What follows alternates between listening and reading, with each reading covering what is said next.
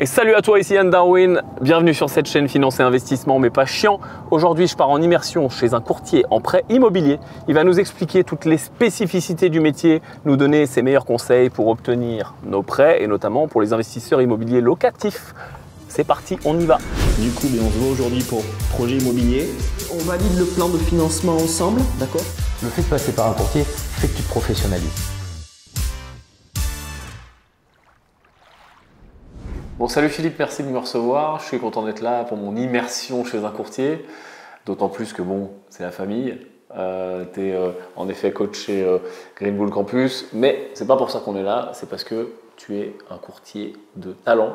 Et tu as cette agence ACE ici à Bergerac. Ouais. Est-ce que tu peux déjà présenter pour les gens qui nous regardent le métier de courtier? C'est quoi un courtier? Ça sert à quoi? Bon, premier, je suis content de te recevoir aussi. Merci. Et de nous faire l'honneur de venir nous voir jusqu'en notre petite contrée de Bergerac. Donc un courtier, en premier lieu pour moi, mon vrai travail c'est juste de trouver un financement à une personne qui vient, qui frappe à la porte et qui a justement besoin de se faire financer un bien immobilier ou qui a un projet professionnel. Alors mais c'est quoi l'avantage de passer par un courtier? Parce que moi, si je cherche un prêt immobilier, pourquoi je ne vais pas à la banque tout seul comme un grand? Alors, rien ne t'empêche d'aller à la banque comme un grand, mais le problème qu'il y a, c'est que tu n'es pas un professionnel. Donc, tu risques quand même de te heurter à certains murs. Okay. En fait, on a un dossier qui a monté, et ce dossier, mieux il est monté, et plus tu mets les chances de ton côté pour pouvoir le faire valider. Et que ce soit, encore une fois, pour le côté particulier ou le côté professionnel. Donc nous, notre vrai métier est là, de pouvoir monter le dossier professionnellement, et que quand il soit déposé en banque, en fait, toutes les chances soient de ton côté pour obtenir une validation. Ok, bon, on comprend qu'en effet, quand tu es professionnel du crédit, tu vas faire mieux qu'un particulier théoriquement. Mais alors, c'est quoi le process? Comment ça se passe? C'est long, c'est pas long, il faut des pièces, beaucoup de pièces? Alors, généralement c'est long, mais pas du fait du courtier en fait. Okay. Puisque nous, ce qu'on fait, c'est que dans un premier temps, on prend donc rendez-vous avec un prospect et on lui donne d'ores et déjà une liste de documents à nous fournir. Okay. Donc sur le premier rendez-vous, on va dire commercial, normalement, on a déjà les documents, si le client a bien fait son boulot. Bon, généralement, on n'a pas tous les documents. À la fin de ce premier rendez-vous, effectivement, on a à nouveau une demande de pièces complémentaires s'il en manque. Ouais. Et ça dépend de ça en fait, nous, notre durée en fait de réponse, c'est qu'on envoie un dossier en banque que lorsqu'il est complet. Et tu vois, c'est aussi une différence qu'on a par rapport à un particulier qui va aller voir sa banque, c'est qu'il va y aller avec le peu d'éléments qu'il a au départ, on va lui demander des éléments, il va en ramener au compte-gouttes. Nous, quand on dépose notre dossier chez nos partenaires bancaires, ils sont complets. Ouais, donc tu fais gagner du temps aux banquiers aussi. En fait, on en perd au départ, c'est-à-dire qu'effectivement, si mon client met 3 mois à me donner ses documents, le dossier va rester chez moi pendant 3 mois. Par contre, au jour où il arrive chez le banquier peut le traiter directement. Okay. Il n'a pas de temps de perdu. Pauline, oui, bonjour, Brice Jean Blanc, courtier chez ACE Crédit. Bon, donc vous êtes de la team, c'est ça? Oui, c'est ça. Ok, super, enchanté. Donc nous sommes à Bergerac, en Dordogne. On va voir le projet que vous avez, on va faire ça. Ouais, d'accord. Tu parles de partenaires bancaires. Oui. Tu as des partenariats, des conventions avec des banques? Exactement. On a ce qu'on appelle donc des conventions avec les banques. Ouais. Et suivant les banques, en fait, nos partenaires dédiés sont ou bien directement les directeurs d'agence et leurs conseillers, ou alors le service prescription, ouais, qui redescendra ensuite vers les agences. Mais on a deux types de partenariats en fait et d'interlocuteurs différents. Bon, je t'appelle. Pour la proposition pour le dossier, du coup, oui. Par rapport avec ce que je t'avais proposé, déjà je te remercie pour la proposition d'accompagnement. C'est ça, c'est-à-dire qu'après étude du dossier, la meilleure solution pour la cliente et pour éviter de la mettre en difficulté, ça serait effectivement un apport supplémentaire et un emprunt maximum, plafonné à 80 000 € sur 25 ans. D'accord, ok, très bien. Comme je t'ai dit, j'ai envoyé la proposition sur d'autres établissements bancaires, en l'occurrence un autre établissement bancaire qui est susceptible de se positionner. Ce qui va faire la différence, c'est pas tellement le taux ou autre chose, c'est vraiment ce montant d'apport qui va faire que le client ou la cliente en l'occurrence va choisir tel ou tel établissement bancaire. Du coup, Philippe, est-ce que tu as beaucoup d'investisseurs immobiliers locatifs? Comment ça se passe? Ou beaucoup de particuliers? C'est quoi le… En fait, on a une particularité ici qui vient de moi, effectivement, puisque j'ai une certaine expertise, mais notamment dans le montage de dossiers, mais aussi dans la fiscalité et des choses alentours. En fait, et tu es investisseur toi-même? Et je suis investisseur moi-même. Et ça, c'est vrai que c'est une clé hein, pour pouvoir monter un bon dossier locatif. Si tu n'en as jamais fait de ta vie, c'est compliqué de bien le monter. Donc on a beaucoup de personnes qui viennent nous voir, en plus de la résidence principale, qui est quand même le basique, et j'ai envie de dire que tous les courtiers savent gérer. Nous, on a une spécificité sur le locatif, et là, en fait, le montage du dossier est encore plus important. Parce que on peut vraiment mal monter un dossier, avoir un refus, et juste en le retravaillant, avoir une acceptation dans plusieurs banques. Donc pour le locatif, ça me semble encore plus pertinent d'aller voir un bon courtier. D'après ce que j'ai compris, c'était à la fois pour faire donc la résidence principale et du locatif. Et de la location, ouais, c'est ça. Donc ça serait donc un double projet. Exactement. C'est créer, en fait, voilà, acheter un bâtiment où là, je fais vraiment mon appartement pour moi. Et après, deux apparts supplémentaires minimum pour pouvoir faire de la location. Ok, très bien, très bien, très bien. On fait que du locatif, ce que j'aime bien, c'est se dire partir sur un minimum de 3 lots. Ouais. Parce qu'en fait, pour moi, les 2 premiers vont payer le 3e. Donc si tu as un locataire qui ne paye pas, si tu as de la vacance locative, tu peux toujours te dire, bon, mais mon loyer, en tous les cas, il est payé par mes 2 premiers locataires.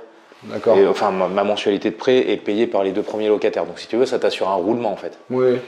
Après, ce que je te conseille aussi, c'est d'avoir aussi un peu d'épargne de côté. Donc tu vois, si on emprunte, tu auras un différé puisqu'il y aura des travaux. Si tu mets en location un peu avant la fin du différé, l'argent qui va tomber, tu ne le prends pas pour… Ouais, ça va commencer directement. En fait, moi, ce que je conseille toujours, c'est de créer un compte qui est spécifique à cette opération locative. Alors là, ça va être un peu bâtard parce que tu auras aussi ta résidence principale dedans. Oui. Mais je te conseille limite quand même d'avoir un compte pour ta gestion classique et un autre compte pour l'immobilier. Dans ce cas-là, parce que comme ça, au moins, même pour la comptabilité, que ce soit toi qui la fasses ou un comptable, ce sera beaucoup plus simple à suivre. Aujourd'hui, on est dans un moment un petit peu charnière du prêt immobilier parce que ça fait à peu près… j'ai toujours connu, moi, depuis que j'ai fait, ça fait 11 ans. Ça fait 20 ans, en fait. Ça fait quasiment 20 ans que ça diminue. Et là, on est plutôt sur une période un petit peu haussière. Du coup, je suis parti sur un taux, alors sur 25 ans, c'est pour dégrossir vraiment, hein. 25 ans, 209 891 de projets, un taux à 1,40, c'est mieux que ce que tu avais eu en 2020 encore, donc même si on est sur une période haussière, c'est mieux que ce que tu avais eu en 2020. On a 873 € de mensualité. Pour un revenu locatif compté à 500, et du coup, un endettement à ne pas dépasser à 888. On y est, 873 pour 888. Là, aujourd'hui, moi, en termes de taux d'endettement et de reste à vivre, on est OK. Comment ça marche? Tu vas aller visiter des biens. Si tu trouves quelque chose qui t'intéresse, tu reviens vers Anthony, on est capable de te faire un budget certifié. De dire, de par l'étude du dossier, monsieur capable d'emprunter X euros. Parce que si vous êtes plusieurs à faire une proposition, le fait que tu aies ce document-là par rapport au vendeur ou l'agent immobilier, ça va le rassurer. D'ailleurs, est-ce que tu peux nous donner quelques conseils pour les investisseurs IMO locatifs ou même professionnels, marchands de biens, peu importe, qui veulent améliorer leurs chances d'avoir un prêt, à quoi faire attention au niveau de mon profil, au niveau de mes divers documents justificatifs, au niveau de mon taux d'endettement, qu'est-ce que tu pourrais donner comme… Alors déjà, dans le premier lieu, ce que je voudrais rappeler aux gens, c'est que le partenaire bancaire, alors que ce soit le courtier ou le banquier derrière, mais c'est vraiment le partenaire. Donc, moi, en tant qu'investisseur, tout ce que je mets en place, c'est pour faciliter l'obtention du prêt. Donc, avoir des comptes clean, ça c'est la moindre des choses, mais que ce soit pour de la résidence principale ou du locatif, mais j'allais dire presque encore plus pour du locatif, parce que quelqu'un qui va investir dans le locatif, quelque part, il se professionnalise. Ouais. Et donc, si on voit un compte qui n'est pas du tout tenu professionnellement, ben, ça ne donne pas confiance. Donc, compte clean, c'est quoi? C'est 3 mois déjà? Au moins, en fait, nous, on va demander 3 mois de relevé de compte propre. Quand je dis propre, c'est même pas être dans son découvert autorisé. Oui, non. Découvert autorisé, les gens ont l'impression qu'ils ont le droit d'être à découvert. C'est pas du tout faux. C'est vrai, ça s'appelle comme ça. Mais il y aura quand même des AGO ou des commissions d'intervention. Ça montre au banquier que tu ne sais pas gérer ton argent. Exactement. Donc, même pas de découvert autorisé. Bien sûr, pas de commission d'intervention, pas d'AGO, aucun mouvement qui mette le compte à débiteur, en fait, tout simplement. Éviter les jeux d'argent. Casino, tout ça? Quel qu'il soit. Jeux d'argent. Éviter même les jeux à gratter. Donc, vous allez au tabac, beaucoup de temps. Ça passe pas très bien. Jeux en ligne. Tout ça, voilà, c'est ce que… Poker, tout ça. Ouais, tout ça, les banques, elles n'aiment pas du tout. Donc en fait, tu vas… Et les gros retraits en liquide? Genre quelqu'un qui ferait 500, 600 toutes les semaines bizarrement en liquide, ça fait tiquer? Non, pas forcément, parce qu'il y a des gens qui vont retirer 500 € pour faire leurs courses toutes les semaines. Bon, ça fait des grosses courses. Mais oui, après, dans l'idée, si on peut éviter ça sur les 3 mois, parce qu'encore une fois, souvent, on a besoin de 3 mois. Donc, allez, on va dire qu'entre le moment d'une signature de compromis et l'acte, on va dire, allez, maximum 6 mois, en fait, de relevé propre, ça nous suffit. Ok. Même si dans l'idée, j'ai envie de dire aux gens, soyez Bien sûr, même pour eux. tout le temps, voilà, Ouais. pour vous. Est-ce que c'est possible, moi je vais aller dans toutes les petites combines, d'avoir un compte où je passe justement ce qui n'est pas clean et un autre compte que je vais te donner à toi bien propre, qui va être peut-être mon compte principal. Alors moi, celui-là, si il tu est propre. me donnes ça en tant que courtier, je ne vais pas pouvoir le cacher aux banques. Parce que là, moi, j'engage mon professionnalisme, donc non, je ne peux pas le faire. Maintenant, il est Donc vrai je te que le donne pas. si une personne, je vais être très transparent avec toi, si une personne vient et qu'elle a un compte clean et que là-dessus, il y a toutes les opérations de la vie courante et qu'il y a un autre Loyer, compte qui existe et que je ne suis pas au courant, Ouais. ben, je ne suis pas au courant, je ne peux pas le deviner. Mais par contre, si elle vient et qu'elle me le dit, bien sûr, je lui dirai non, moi, je ne peux pas ne pas le dire. Ok. Et ma question est dans le sens, est-ce que les banques ont un moyen de savoir si tu as d'autres comptes, etc. Non, pas du tout. Mais une fois, on a eu un dossier qui était refusé parce que la personne qui nous a donné ses relevés de compte, par exemple, avait des relevés de carte bleue où il y avait genre 50 € par mois. Et avec ça, ils payaient toute leur vie. Et en fait, les banques ont dit non, il y a anguille sous roche. Alors, est-ce qu'il y avait un autre compte ou pas? J'en sais rien. Je ne sais pas du tout. Mais toujours est-il que oui, 50 € pour payer les vêtements, la nourriture et ainsi de suite, pour les banques, Oui. ça ne passait pas. Ouais. Donc, il faut, faut que ce soit Oui, il faut que ça soit réaliste, qu'il y ait une vraie vie normale, économique, etc. Ok. Est-ce que tu as d'autres conseils à part les comptes clean? Alors voilà, compte clean, c'est la première chose. Ensuite, je vais parler de quelque chose que tu connais et qui te parle, c'est se professionnaliser. Ouais. Donc, le fait de passer par un courtier fait que tu te professionnalises.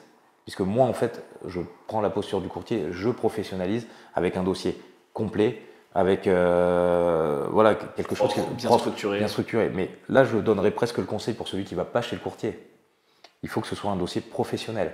Donc, il faut qu'on ait des estimations locatives du bien, des estimations de valeur. Il faut que le dossier soit le plus facile aussi à traiter par le banquier. Donc, que tout soit bien répertorié. C'est un business Il plan, manque pas de finalement. documents. C'est un business plan quasiment. C'est pour ça que je te parle de professionnalisation. Il faut que le banquier, quand il voit le dossier, il se dise « j'ai envie de le faire », tout simplement. Mais comme dans tous les boulots. Si tu as envie de faire quelque chose, tu le fais vite et tu le fais bien. Quand tu n'as pas envie, et un dossier mal monté, ça ne donne pas envie. Est-ce qu'en tant que courtier, tu es capable, quand tu vois le profil d'un client, de tout de suite savoir à peu près dans quelle banque tu vas le mettre et pas les autres, etc., de cibler super bien? Ça, je pense que c'est totalement notre métier. Ouais. Et c'est là où on est même des fois meilleur que d'autres sur le côté aussi locatif. Ouais. C'est de savoir dans quelle banque on peut poser le dossier. En fait, les gens ont l'impression des fois qu'on va déposer dans 10 banques. Ouais. On ne va pas déposer dans 10 Je banques. pense que le courtier, il va taper partout. Et non, parce qu'en fait, sinon, on se grille aussi auprès de nos partenaires. Parce que si je donne à 10 partenaires et que je sais très bien que dans les 10, il y en a 7 qui vont dire non, ces 7-là, je les frustre. Alors, ça ne sert à rien de leur envoyer. Donc non, on va envoyer sur les 3. On va en envoyer sur 2 des fois parce qu'on sait que les autres, ça ne passera pas. Donc nous, notre boulot est vraiment là. Et des fois, ce sera que dans une banque. Mais c'est celle qui validera. Et on sait que c'est la seule qui pourra le faire. Puisque nous, en fait, on a tous les critères de sélection des banquiers. Donc, des fois, on n'envoie qu'à une banque, qui n'est pas non plus la banque de la personne en question, parce qu'on sait que chez elle, ça ne passera pas non plus. Est-ce que les banques te tiennent au courant, tes partenaires, au fur et à mesure de l'année? Là, en ce moment, vas-y, les vannes sont ouvertes. Là, ça se ferme, calme-toi, etc. Oui. Alors, on a deux types de communication. En fait, on a de la communication nationale, donc où les banques vont dire clairement, là, aujourd'hui, j'ai une banque, là, j'ai reçu dernièrement, ils ont 15 jours de retard sur le traitement. Okay. Donc, s'ils ont 15 jours de retard, je sais qu'ils ont beaucoup de dossiers, forcément. Et à côté de ça, j'ai une banque là plus régionale où c'est le directeur de prescription qui m'appelle et qui me dit janvier-février, on était un peu en dedans. Okay. Donc nous, on sait que. Vas-y, envoie. Mais là, nous, quand on entend ça, direct, on est réactif et on se dit un dossier qui passerait pas forcément en temps normal chez elle, là, on va appuyer aujourd'hui parce qu'il leur manque un peu de dossiers. Okay. Donc, on va peut-être en envoyer encore plus ou des dossiers plus compliqués qu'on n'aurait peut-être pas envoyés. Okay. Donc ça, ouais, c'est presque du jour au jour, ça. Et est-ce que tu observes une saisonnalité? Genre l'hiver c'est plus facile ou en début d'année c'est plus facile? Les vacances d'été? Non, pas spécialement. Non, les gens. Alors, oui et non. Vacances d'été, en banque, il y a beaucoup de gens qui ne travaillent pas. Donc forcément, par contre, sur les délais, ça va être compliqué. On le sait en fait. C'est plus. Pour moi, il n'y a pas vraiment de saisonnalité dans l'acceptation, mais une saisonnalité en fait dans les délais de réponse. Okay. En été, c'est compliqué. Souvent, les gens se disent fin d'année, les banques ferment les vannes. C'est pas vrai. Et si ça devient arriver, moi je le saurai. Et des fois, oui, il vaut mieux peut-être déposer un dossier début janvier que 15 décembre. Mais presque que si tu fais des vacances. Des fois, je préfère me dire, on fait première semaine de janvier plutôt que toute fin décembre. Parce que toute fin décembre, ça va tomber dans un bureau vide. Ouais. Okay. Début janvier, ça repart du feu de Dieu. Et puis, mais c'est pas vraiment, c'est pas la banque là qui nous l'impose, c'est nous aussi. Sur la réflexion, on se dit, on a plus de chances que ça réponde vite. Ok. Il y a un truc bon, il faut qu'on en parle, le HCSF. Le quoi ? Le HCSF, tu as vu, cette fois-ci, je l'ai fait du premier coup, j'ai toujours du mal à le dire. Au Conseil pour la stabilité financière, qui, au cours des années précédentes, et notamment l'an dernier, a mis des nouvelles normes qui étaient facultatives, puis obligatoires, et qui sont imposées à toutes les banques. Est-ce que tu peux vite fait faire un topo rapide pour rappeler et après, je te poserai 2-3 questions pour savoir si on peut esquiver, est-ce qu'on peut passer au-dessus, qu'est-ce que ça implique par rapport au loyer, etc. Alors la première chose sur le HCSF, grosso modo, ce qu'il a dit sans le dire, c'est qu'il a arrêté le calcul différentiel. Ouais. Donc, je l'explique rapidement. Vous achetez un bien qui vous donne une mensualité de prêt à 1 000 € par mois, vous avez 2 000 € de loyer. Aujourd'hui, les banques minorent le loyer à 70%, donc vous avez 1 000 € de mensualité, 1 400 € de loyer. Avec le calcul du différentiel, on faisait 1 400 moins 1 000, et on ajoutait 400 € à vos revenus. Donc en fait, quand vous faisiez un investissement locatif rentable, vous augmentiez votre capacité d'emprunt, ce qui était assez fou en fait. On baissait le taux d'endettement. Baissait le taux d'endettement. Là aujourd'hui, on va toujours prendre les 1000, on va toujours prendre les 1400. Alors je vais te le dire aussi tout à l'heure, mais il y a des banques qui ont un peu changé ce ratio-là. Mais on a donc 1 400 € de loyer pour 1 000 € de mensualité. Et ça, on va ajouter les 1 000 € de mensualité aux charges et les 1 400 aux revenus. Donc on comprend bien par contre qu'en termes d'endettement, 1000 sur 1400, ça doit faire à peu près 70%. Donc en fait là, on augmente le taux d'endettement maximum. Donc le but du jeu étant de faire le meilleur investissement possible pour augmenter le taux d'endettement, certes, mais le moins possible. Toujours. C'est pour ça que les gens, et comme on leur dit toujours, les premiers sont aussi importants parce qu'on va montrer qu'on sait faire un bel investissement et en plus on n'augmente pas trop le taux d'endettement. Donc ensuite le HCSF a dit on plafonne le taux d'endettement maximum à 35%, ouais. Assurance incluse. L'assurance décès, pas l'assurance du bien en question, mais 35% assurance incluse. En termes de capital emprunté dans une banque, 7 années maximum. Emprunt sur 25 ans maximum, 25 plus 2 pour de la construction. Même si j'ai encore certaines banques qui pour du locatif font 25 plus 3. Ne me demande pas pourquoi, je ne sais pas, mais on a encore des banques qui arrivent. Mais sinon c'est 25 maximum, 25 plus 2. Pour du locatif, souvent c'est 20 ans. La norme elle est là, elle n'est pas à 25. Tu peux expliquer les plus 2, plus 3 ? Pardon, c'est vrai que je parle dans mon jargon de vieux courtier. Le plus 2, c'est pour le différé. C'est-à-dire que par exemple, pour une construction, il va y avoir un temps entre le moment où tu signes l'achat de ton terrain et où la maison sort de terre. Ça, c'est un différé. Et donc, si on parle de 25 plus 2, pardon, ce que j'ai dit tout à l'heure, c'est 25 ans d'amortissement du prêt. Ouais. On rembourse le prêt sur 2 ans de différé. Et 2 ans de différé qui représentent le temps de la construction à peu près. Donc, quand je dis 25 plus 2, c'est 25 plus 2 ans de différé. Et certaines banques, pour te donner un exemple, sur du locatif, vont faire du 20 ans plus 2, donc 20 ans plus 2 ans de différé. Ouais. Et d'autres vont faire 20 ans, dont 2 ans de différé. Ouais, donc en fait, ce sera 18 plus 2, et en termes de mensualité, ça change tout. Oui, tout à fait. Et nous, suivant les projets, on ne peut pas envoyer forcément des fois vers la banque qui fait 18 plus 2, parce que ça va faire... Ça va augmenter aussi le taux d'endettement. Exactement, tu as tout compris. Ok. Tu peux réexpliquer rapidement, parce que tu as expliqué rapidement, l'encours maximum sur une tête. L'encours maximum ne doit pas être supérieur à 7 années de salaire net. Donc en fait, quelqu'un qui gagnerait net 20 000 € par an ne peut pas emprunter normalement plus de 140 000 €. Ok. Alors, maintenant qu'on a posé les choses, 35%, 7 années, etc. En fait, on se dit, wow, ça va être compliqué, on ne peut plus emprunter. Alors, est-ce qu'on peut plus emprunter ou est-ce qu'on peut passer outre ? Alors, je suis en train de revendre ma société, on ne peut plus emprunter. Non. Ok, merci, bonne journée. Non, bien sûr qu'on peut emprunter. Mais c'est là où on retourne encore sur ce qu'on se dit depuis toujours. Plus tu es professionnel et plus tu vas pouvoir emprunter. Parce qu'en fait, le HCSF nous donne ses normes, mais nous dit en même temps on peut déroger à ces normes. On peut déroger à hauteur de 20%. Okay. C'est pas rien. C'est pas rien. Pas beaucoup, un dossier sur 5. Un dossier sur 5.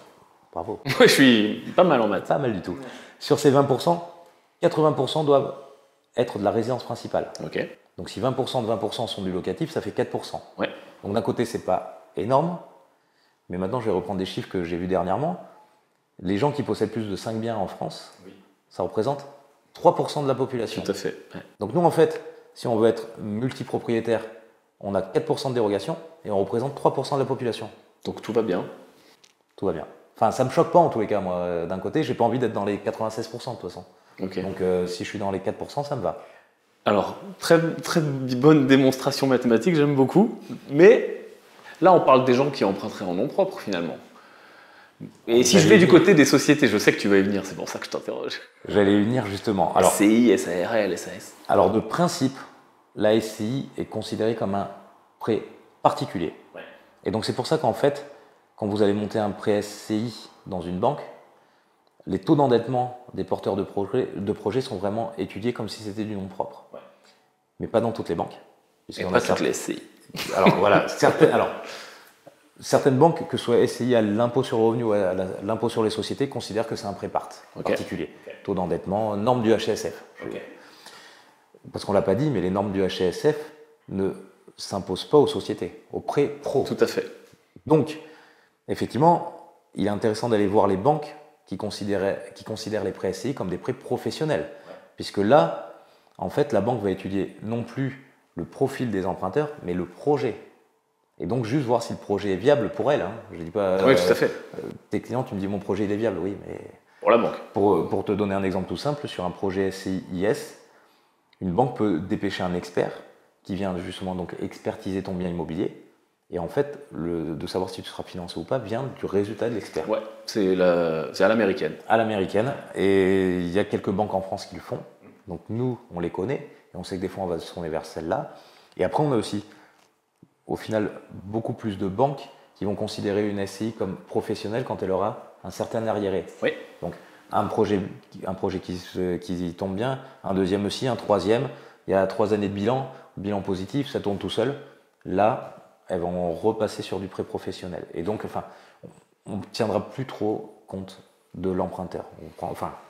Des porteurs de projets. Oui, tout à fait. Donc, ce qu'on dit, c'est que les normes du HCSF, c'est pour les particuliers, elles ne s'appliquent pas aux professionnels. Certaines banques considèrent les SCI, IS comme des professionnels. Exactement. Ainsi que les autres sociétés à l'IS. Après, tout le reste, SAS, SARL, on est sur du prêt pro. Ouais. Là, pour le coup, c'est que du prêt pro. Okay. Ça n'empêche que les banques vont quand même regarder les porteurs de projets. Mais demain, tu veux acheter un restaurant, toi, ils vont peut-être se dire, attends, il n'a jamais fait de restauration de sa vie, on ne lui prête pas. Parce que le porteur de projet ne correspond pas à leurs attentes. Il compte, mais on ne regarde pas uniquement son endettement. Voilà, on ne va pas regarder ça, mais il y aura quand même quelque chose qui sera regardé. Okay. Mais dans le principe, SARL, SAS, pour donner ces deux exemples-là, effectivement, on est hors norme HCSF. Okay. Donc, on va plus regarder le projet et le porteur de projet, mais non pas dans le côté endettement. Mais est-ce que ce mec-là, est-ce que cette personne-là, elle est apte à faire ce projet? Et donc, c'est vrai qu'encore une fois, si vous avez déjà des projets qui ont été faits et bien menés, ça facilitera forcément. Tu en montres beaucoup des prêts pro. C'est quoi pour les investisseurs, je parle, on ne va pas parler des résidences principales, etc., mais la proportion. Oui. Je pense qu'on a quand même un bon 30% chez nous, voire plus. Okay. Ça a bien monté sur l'année dernière et en plus, voilà, par rapport à ma spécificité, moi, on a beaucoup de prospects là-dessus, donc entre 60 et 40%. Entre 30 et 40%. Okay. Est-ce que tu conseillerais aux gens qui veulent faire appel à un courtier de, en parallèle, eux-mêmes aller voir des banques ou au contraire Alors, il y a deux choses. Si on démarche un courtier, on n'en démarche qu'un. Alors, je m'exprime mal. On peut en démarcher plusieurs, parce que tu vas avoir un premier courtier, ça ne marche pas, tu vas en voir un deuxième, je comprends. Par contre, si tu décides de bosser avec un courtier, c'est pas bosser avec deux courtiers. Okay. Et pareil, c'est pas aller voir ces banques en direct, parce qu'en fait, sinon tu nous coupes l'herbe sous le pied et nous, on ne peut plus aller voir la banque que tu es allé voir en direct. Donc si tu vas voir une banque en direct, tu as mal monté ton dossier, ou tu es tombé sur le mauvais conseiller qui n'avait pas trop envie sur la journée, il monte l'étude, il te dit non, et nous on ne peut plus repasser derrière. Sauf à attendre 1 mois ou 2 mois selon les banques. Et ça arrive assez fréquemment, nous, qu'on ait des gens qui viennent, que leur banque leur ait refusé le dossier. On attend un peu et on arrive à le faire passer dans leur banque. Donc en fait, on perd juste du temps. Oui, mais comme quoi c'est vraiment une façon de monter le dossier, parce que eux ils l'ont pas eu et toi tu. Oui, c'est vraiment sur le montage et encore, c'est là où je veux dire encore le locatif a encore plus de poids. Mais même sur la banque dont je te parlais là en question pour l'exemple, nous on parle au service prescription. Et si on a un refus, nous on appelle le service, on demande pourquoi on a un refus. Et donc on peut s'en expliquer. Le client lambda, il va voir son banquier lui dit non, ça s'arrête là en fait. Et pire que ça, souvent ça s'arrête là, et il arrête son projet. Oui, il demande à une banque, il est découragé. Il demande à sa première banque, non mais ma banque, je suis là-bas depuis tout le temps, elle m'a dit non, donc Et des fois c'est autour d'un couloir. Il vient il vient faire un retrait au guichet, il croit son conseiller, en fait, le local. Oh non, bon, allez, hop, il passe à autre chose. Non, venez voir un courtier. Déjà, le courtier il va vous donner un avis sur la faisabilité du dossier, mais pas dans une banque. Et lui, déjà, avec son expertise à lui. C'est ça, et tu peux être le meilleur banquier du monde, à la fin, tu vendras que les produits que tu as chez toi. Et donc, en fait, tu respecteras les normes qui sont dans ta banque. Et quand aujourd'hui, une banque prend 70% des revenus locatifs en compte et qu'une autre en prend 100%. Explique ça, les différences entre les banques. Exactement. Donc, en fait, tu as des banques qui vont prendre 70% des loyers perçus en compte. Ouais. Ça, voilà, tu en as une partie qui prennent 70%, tu en as une partie qui prend 80%. Tu en as qui sont montés jusqu'à prendre 100% des loyers. Et ensuite, il y a les loyers futurs. Donc, tu as des banques qui prennent 70% des loyers futurs, d'autres 80%, d'autres 100%. Alors, c'est très rare. Et certaines qui ne prêtent pas du tout en compte les loyers à venir. Donc, en fait, imagine, tu es le meilleur banquier du monde, mais ta banque, elle ne prend pas les loyers futurs. Oui, c'est le siège, c'est ton chef, il t'a dit, c'est comme ça. Et lui, au-dessus de lui, c'était encore au-dessus, et ainsi de suite. Donc, en fait, tu ne peux pas y déroger. Mais avec toute la bonne volonté du monde que tu auras, tu ne peux pas concurrencer une banque qui prendra 100% des revenus. Mais moi, quand tu viens me voir, je ne vais pas prendre en compte la banque. Oui, tu sais tout ça. Moi, je le sais. Tu vas adapter. Donc, en fait, cette banque-là, par exemple, je n'envoie même pas le dossier. Ouais. Parce qu'elle ne prend pas les revenus et donc il n'y a aucune chance parce que tu es à 55% d'endettement, alors qu'en prenant les revenus en compte, tu es à 35, 36. Tu 37, redescends. on va se battre. Tout ça, c'est vraiment notre force, c'est de connaître tout cet environnement-là. Et que quand tu sors de chez le courtier, j'ai un bon courtier, bien sûr, tu vas être capable de savoir très rapidement si ton dossier est viable ou pas. Mais pas par rapport à une banque, par rapport à l'ensemble du panel. Ok, top.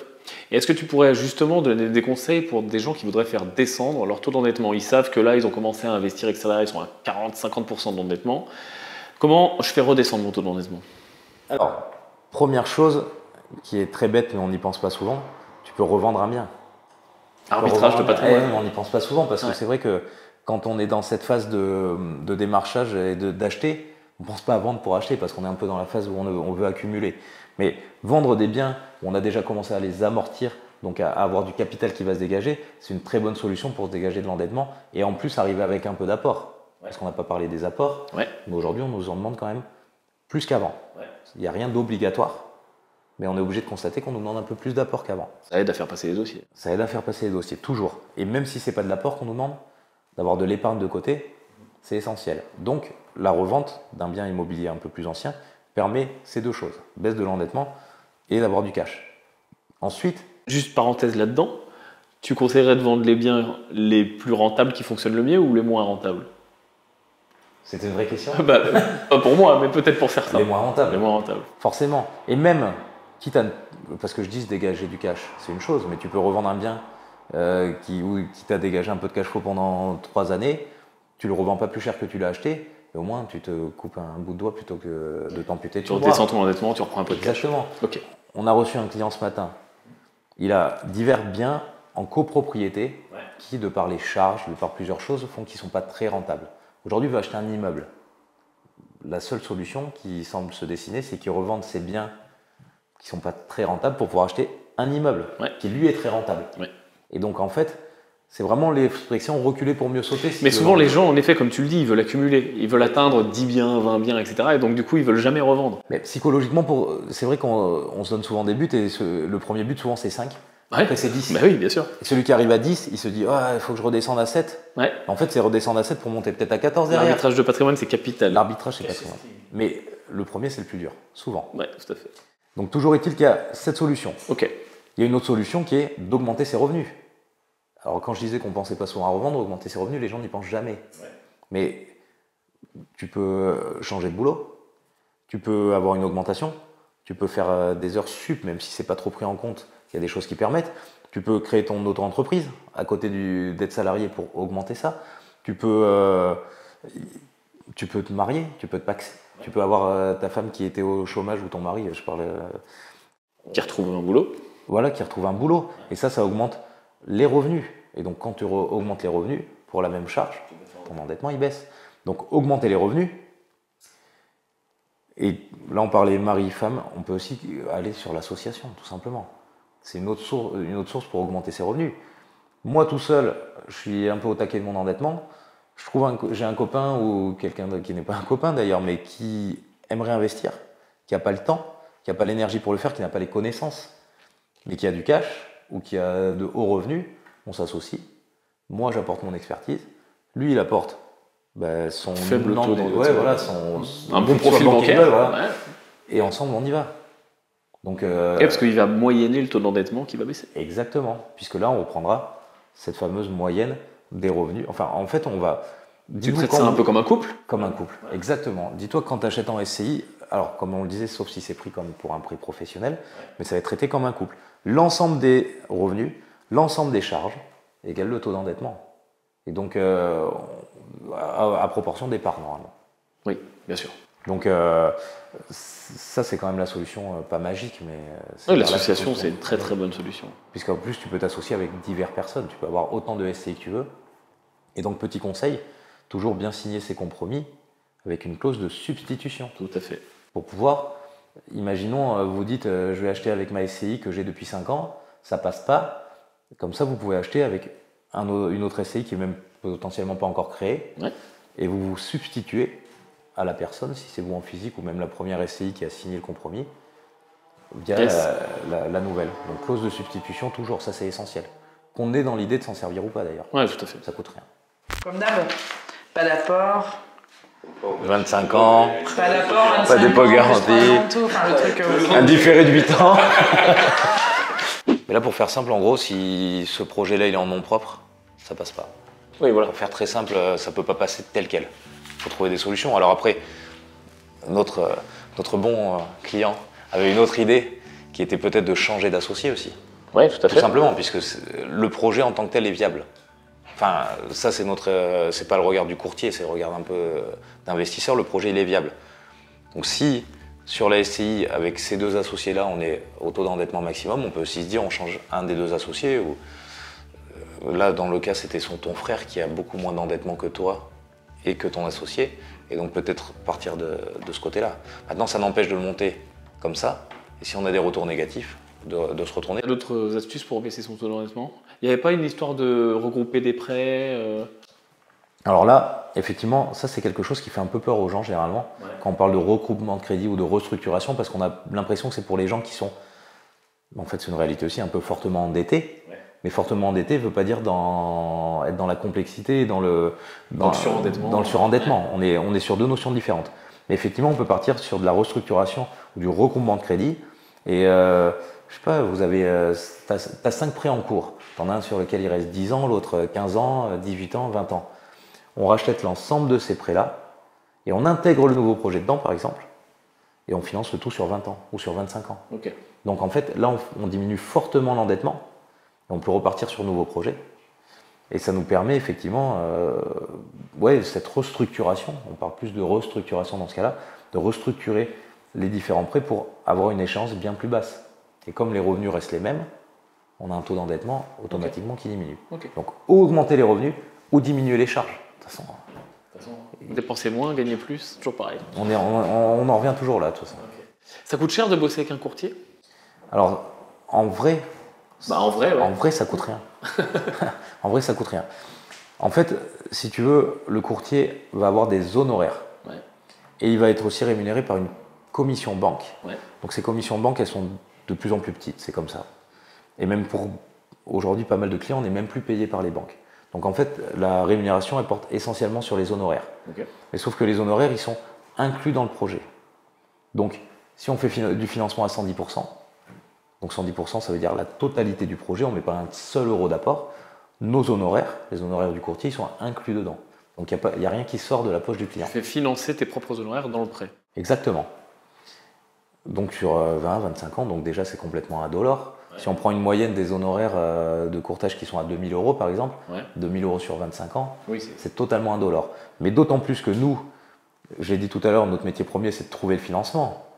Mais sur des profils, on va dire, classiques, notre travail ne s'arrête pas à trouver le financement. C'est qu'une fois qu'on a le financement, après, on va batailler pour avoir les meilleures conditions. Ça, c'est la phase 2. Parce que la première phase, des fois, il n'y a qu'une banque qui va dire oui, on va aussi se battre pour les conditions, mais c'est vraiment trouver le financement. Mon vrai métier, moi, il est là. Et après, une fois qu'on a nos financements, c'est d'avoir les meilleures conditions. Et si Tu mets les banques en concurrence? Je mets les banques en concurrence. Moi, je mets les banques en concurrence, et alors d'autant plus les profils sont intéressants, et plus les banques vont avoir envie d'avoir à se battre en fait pour le récupérer. Et nous, effectivement, là, on va pouvoir mettre en concurrence et obtenir les meilleures conditions. Mais déjà, en tant que courtier, on va avoir des taux en fait qui seront plus intéressants que le particulier qui va directement voir son banquier. Parce que nous, on ramène, aujourd'hui, nous, on fait 300 dossiers à l'année.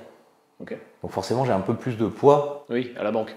Même qu'un gros investisseur. Hein, tu as du poids en tant que courtier parce qu'on est partenaire et c'est du B2B, hein, on est de pro à pro. Donc c'est vrai qu'on a déjà ce poids-là.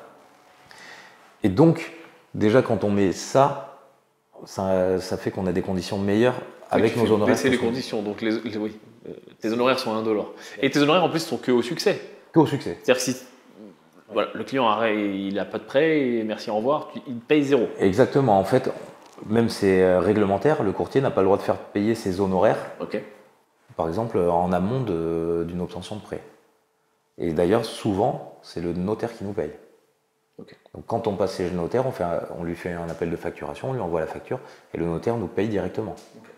Donc, pour te dire que c'est assez réglementé. Alors, c'est pas réglementé comme ça, si le notaire oublie de nous payer, parce que des fois il oublie la facture, c'est le client qui va nous payer, mais il fait le déblocage à sa banque, et c'est la banque qui nous fait le virement. Donc c'est comme un artisan quand on paierait des travaux, quoi. Exactement. Sauf que nous, pour le coup, c'est le prêt qu'on a obtenu, nous, qui nous paye. Oui. Donc on revient vraiment sur ce principe que sans succès, on n'est pas payé. Donc il faut que tu sois bon. Sinon tu manges pas. Sinon je mange pas. Et je donne pas à manger à mes salariés. Ce qui sera embêtant. Oui, ça serait dommage. Mais non, c'est vrai que du coup, on a vraiment cette force en tant que courtier. Et c'est ce que je m'aperçois aussi beaucoup avec les clients. C'est que quand ils viennent ici, ils savent qu'on va tout donner en fait pour qu'ils obtiennent leur prêt. Parce que notre boulot est qu'ils obtiennent leur prêt, tout simplement. Et aux meilleures conditions. Parce que s'il a des bonnes conditions, il va parler de nous. Et ainsi de suite. Dernière question pour toi, Philippe. Comment est-ce que tu vois le futur du métier de courtier? Florissant. Florissant. Florissant. Non, je pense qu'en fait, dans les métiers où le courtage est bien installé, on est quasiment à 70% des gens qui passent par les courtiers.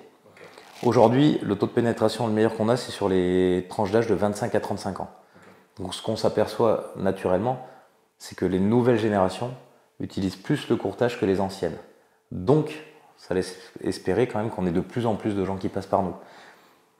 Je digresse un peu, mais moi, de mon point de vue, je pense même un jour qu'il n'y aura plus forcément de montage de dossiers en banque et que ça, ce sera externalisé au courtier, justement. Puisque c'est quand même du travail qui est très chronophage, ça prend beaucoup de temps, et un banquier a beaucoup de travail quand même, ça c'est une réalité, il a beaucoup de travail, et le fait de monter du prêt prend beaucoup de temps, puisque nous on ne fait que ça par exemple, on n'a même pas le temps de faire autre chose.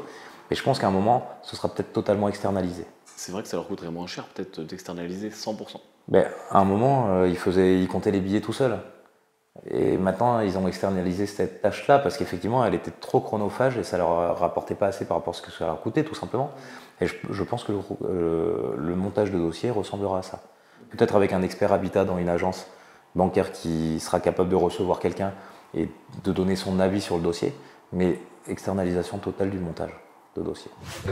Ouais, ce dossier-là, on fait quoi? On se le ressort et on le dépose dans une autre banque là? Ouais, on va le tenter sur 2 autres établissements bancaires. Je vais demander à l'autre s'il nous fasse les copains. Ouais. D'accord. Ouais, Philippe, ouais. Je peux y aller parce que là, c'est Il est 17h30, tu rigoles? On est au milieu de la journée. Tu vas plutôt aller me faire les photocopies là et tu vas nous faire 2 cafés. Un sucré avec une touillette et un sans sucre. Le sans touillette. Tu peux en faire un pour moi? Non. Non. Merci. Écoute, je te remercie pour toutes tes réponses, pour tes conseils, pour ton accueil. Et puis, on se revoit bientôt. À très vite.